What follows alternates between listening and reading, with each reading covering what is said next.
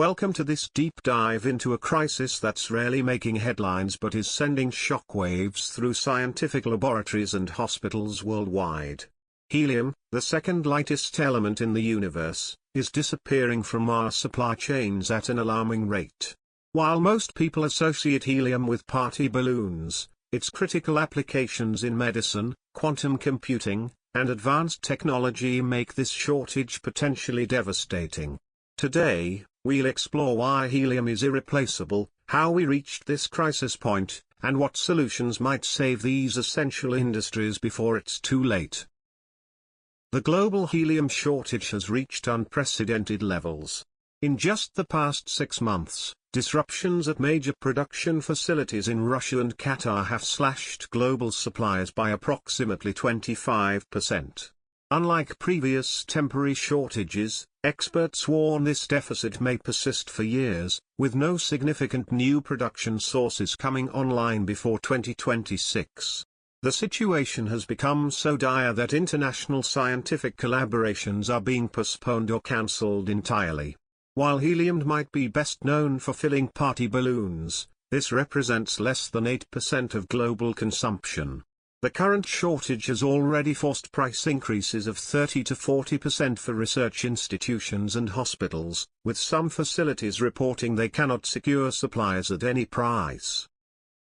What makes helium truly irreplaceable is its extraordinary physical properties.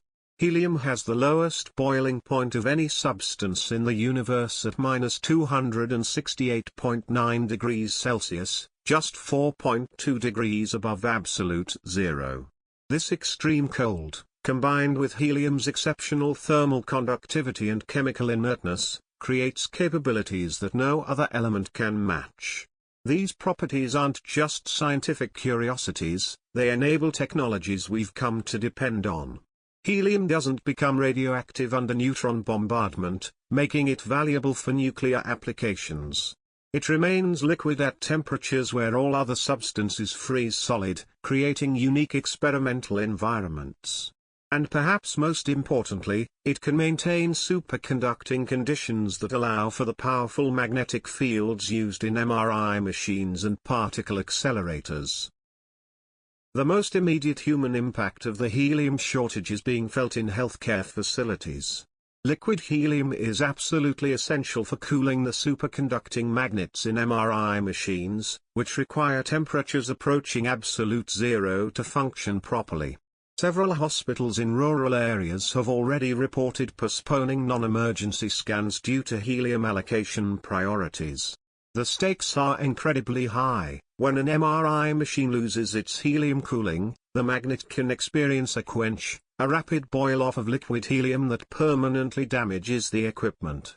Replacing an MRI magnet costs upwards of $1 million and requires specialized installation that can take months.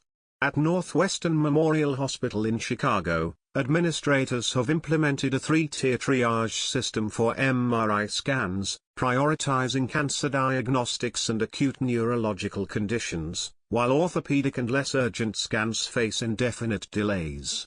This rationing of diagnostic capabilities directly impacts patient care, potentially delaying critical diagnoses and treatment plans.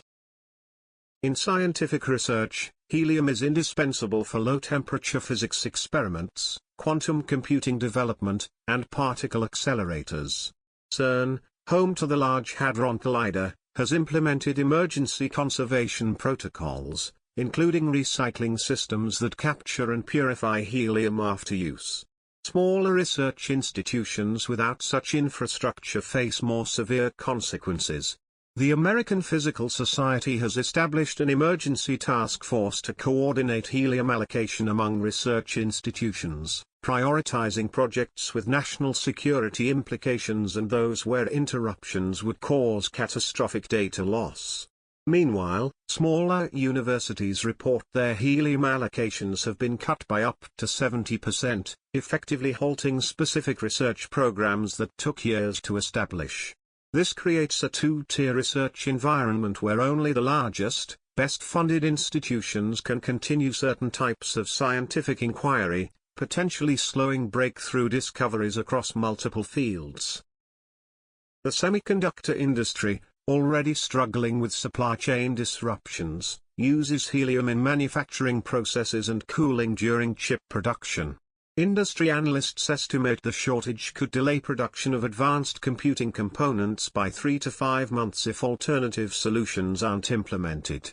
Taiwan Semiconductor Manufacturing Company, TSMC, which produces chips for Apple, AMD, and Nvidia, has reported securing long-term helium contracts at premium prices to avoid production disruptions, potentially passing these costs to consumers through higher device prices. These delays and increased costs will ripple through the entire technology ecosystem, from smartphones to data centers powering cloud computing. The timing couldn't be worse, as artificial intelligence applications are driving unprecedented demand for advanced computing hardware. Companies are scrambling to develop manufacturing processes that use less helium, but such fundamental changes to precision manufacturing take years to implement and validate. Unlike many resources, helium cannot be manufactured at scale. The helium used commercially is primarily harvested as a byproduct of natural gas extraction, accumulating in certain geological formations over billions of years through radioactive decay of uranium and thorium. Once released into the atmosphere, helium is so light that it escapes Earth's gravitational pull entirely, making it a non-renewable resource. The global reserve is estimated at just 51.9 billion cubic meters, with the United States controlling approximately 40% of known reserves. The Federal Helium Reserve in Texas, which once held a significant strategic stockpile, has been systematically depleted following the Helium Privatization Act of 1996, which mandated selling off the reserve by 2021. This policy decision, made decades ago when helium seemed abundant, has contributed to the current vulnerability. Every helium balloon released into the sky represents helium permanently lost from Earth, a sobering thought when considering the critical applications being rationed. The geopolitical dimension of helium supply adds another layer of complexity to the crisis. Russia's Amur gas processing plant, expected to produce 60 million cubic meters of helium annually, has faced delays due to a fire in 2021 and subsequent international sanctions. Qatar, another major producer, temporarily halted exports following regional tensions in 2022. These disruptions highlight the fragility of a supply chain concentrated in politically sensitive regions. New helium discoveries in Tanzania's Rukwa Basin offer hope, with estimated reserves of 1.5 billion cubic meters. However, development faces challenges, including infrastructure limitations and environmental concerns about extraction methods. Even with accelerated development, these new sources won't significantly impact global supply until at least 2027. The concentration of helium production in a handful of countries creates leverage that can be exploited during international tensions, making scientific and medical needs vulnerable to geopolitical conflicts. Facing prolonged shortages, industries and research facilities are developing adaptation strategies. Recycling systems that can capture and reuse helium with up to 95% efficiency are being installed at major research centers. However, the $2 to $3 million cost per system makes this prohibitive for smaller institutions. The Massachusetts Institute of Technology has pioneered a helium recovery network that connects multiple laboratories across campus, allowing efficient centralized recapture and redistribution. University consortiums in California and the Midwest are studying this model as a potential regional solution. Meanwhile, the National Science Foundation has announced a $50 million grant program for developing helium-efficient research equipment and recovery systems. These conservation efforts represent a fundamental shift in how helium is viewed, from a disposable resource to a precious one that must be captured and reused whenever possible. The most advanced systems can liquefy helium from ambient air, though the energy requirements make this approach economically viable only at very large scales. As helium becomes scarcer, alternative cooling technologies are gaining traction. These include advanced nitrogen-based systems for applications that don't require temperatures below nitrogen's liquefaction point of -196 degrees Celsius. Manufacturers are developing magnets that require significantly less helium or operate at higher temperatures for MRI machines.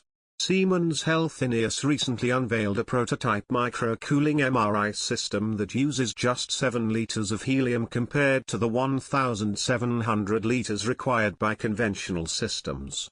These technological adaptations represent both challenges and opportunities. While they require significant investment and redesign of existing systems, they may ultimately create more resilient and sustainable technologies.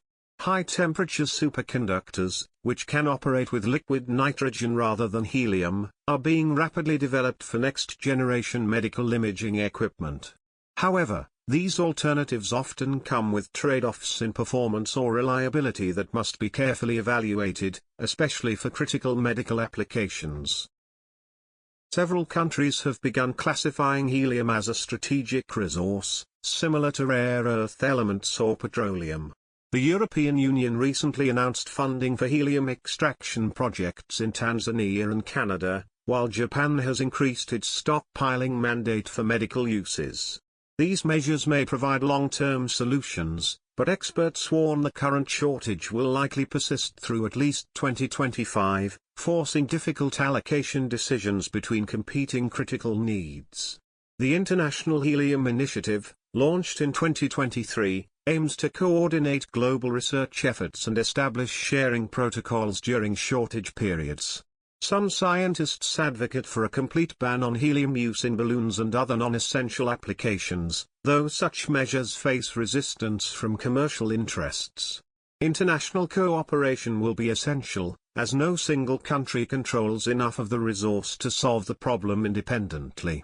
The classification of helium as a strategic resource represents a significant shift in how governments view this element, from a commercial product to a critical material that requires national security consideration.